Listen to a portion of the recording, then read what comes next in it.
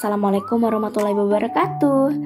Pada video ini akan berisi mengenai dokumentasi proyek yang dilakukan oleh kelompok 2 pada mata kuliah Kimia Analitik Instrumen dengan judul penelitian kami mengenai analisis kadar zat besi dalam kangkung darat atau Ipomea leptans-Foyer dan kangkung air atau Ipomea aquatica Volx dengan menggunakan spektrofotometri UV vis. Nah, adapun anggota dari kelompok 2 yaitu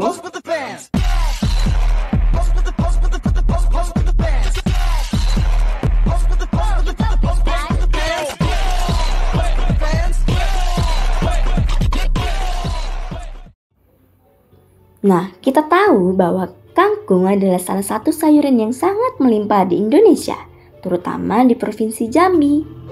Kangkung air dan kangkung darat itu sangat mudah ditemukan dimanapun. Kangkung memiliki banyak manfaat bagi tubuh. Sayuran ini kaya akan vitamin dan mineral penting yang dibutuhkan dalam tubuh manusia. Konsumsi kangkung dapat membantu menjaga kesehatan tubuh loh. Salah satu mineral yang penting dalam kangkung adalah zat besi.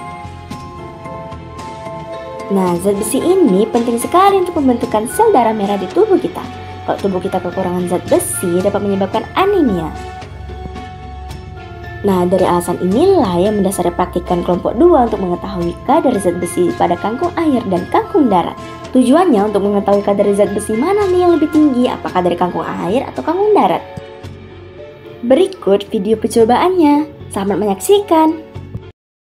Halo semuanya, nah pada praktikum kali ini kami akan mengecek kandungan zat besi yang terdapat pada kangkung air dan kangkung darat. Sebelum itu kami akan melakukan preparasi tampel terlebih dahulu. Nah, tahap yang pertama kita akan melakukan pengeringan sampel menggunakan oven. Nah, tujuannya di sini agar dapat memudahkan dalam proses penghalusan. Nah, ini merupakan hasil setelah di oven. Oke, selanjutnya kita akan menghaluskan sampel kita dengan menggunakan mortar agar didapat hasil yang lebih halus. Nah, jadi berikut ini merupakan hasil setelah dimortar dari kangkung air dan kangkung darat. Tahap selanjutnya kita akan melakukan penimbangan sampel sebanyak masing-masing 2 gram.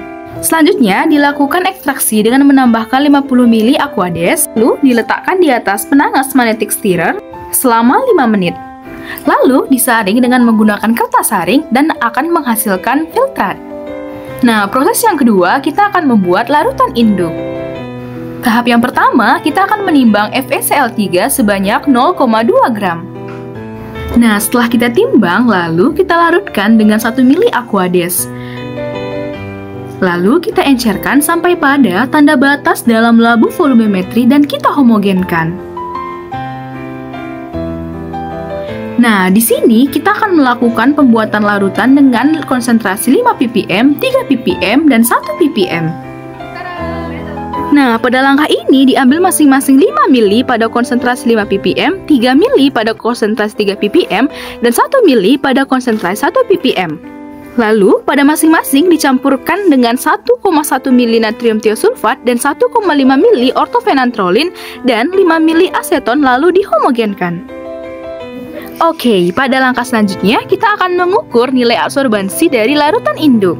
Nah, untuk mengukur absorbansinya kita akan menggunakan spektrofotometri UV vis. Nah, tahap yang pertama kita harus menghidupkan alat dan didiamkan kurang lebih 15 menit. Sebelum itu, kita harus melakukan kalibrasi kuvet dengan menggunakan larutan blanko terlebih dahulu. Larutan yang kita gunakan harus di bawah tanda batas segitiga pada kuvet. Oke, selanjutnya dimasukkan kuvet ke dalam UV vis lalu diukur absorbansinya dengan panjang gelombang 400 sampai 600 nanometer. Selanjutnya dilakukan pengukuran absorbansi pada larutan induk dengan menggunakan panjang gelombang 400 sampai 600 nanometer. Nah, didapat di sini pada hasil nilai absorbansi yang paling tinggi ditujukan pada panjang gelombang 480 nanometer. Oke, setelah kita dapatkan lambda max-nya, kita akan melakukan nilai pengukuran absorbansi pada konsentrasi 1 ppm, 3 ppm, dan 5 ppm. Dengan menggunakan panjang gelombang 480 nanometer sebagai panjang gelombang maksimal kita. Nah, selanjutnya dari hasil absorbansi ketiga larutan standar tadi, kita akan membuat kurva kalibrasi terhadap konsentrasi. Nah, pada tahap terakhir kita akan menentukan kadar zat besi masing-masing pada kangkung darat dan kangkung air. Ke dalam sampel kangkung air dan kangkung darat yang sudah kita ambil filtratnya melalui proses penyaringan tadi, Masing-masing ditambahkan 1,1 ml natrium thiosulfat, kemudian ditambahkan 1,5 ml ortofenantrolin, ditambahkan lagi 1,5 ml asam asetat, dan yang terakhir ditambahkan 5 ml aseton. Setelah semuanya bercampur, kemudian encerkan campuran larutan tersebut ke dalam labovolmetri. Setelah itu, diukur nilai absorbansi masing-masing larutan sampel dengan panjang gelombang 480 nanometer sebagai panjang gelombang maksimal. Nah, setelah dilakukan pengukuran tadi, didapat nilai absorbansi dari sampel kangkung darat itu sebesar 0,188 dan sampel kangkung air itu sebesar 0,178. Selanjutnya, dari nilai absorbansi yang sudah didapat tadi, kemudian dihitung kadar zat besi dari sampel kangkung air dan kangkung darat.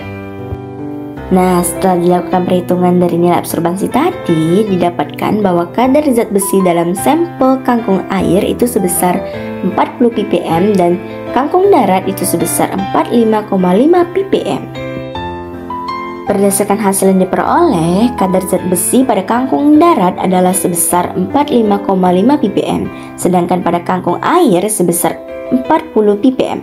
Maka dapat ditarik kesimpulan bahwa yang pertama, kadar zat besi berhasil ditentukan pada bagian batang dan daun dari kedua jenis kangkung, yaitu kangkung air dan kangkung darat. Yang kedua, dari hasil analisis menunjukkan bahwa kangkung darat memiliki kadar zat besi yang lebih tinggi dibandingkan dengan kangkung air.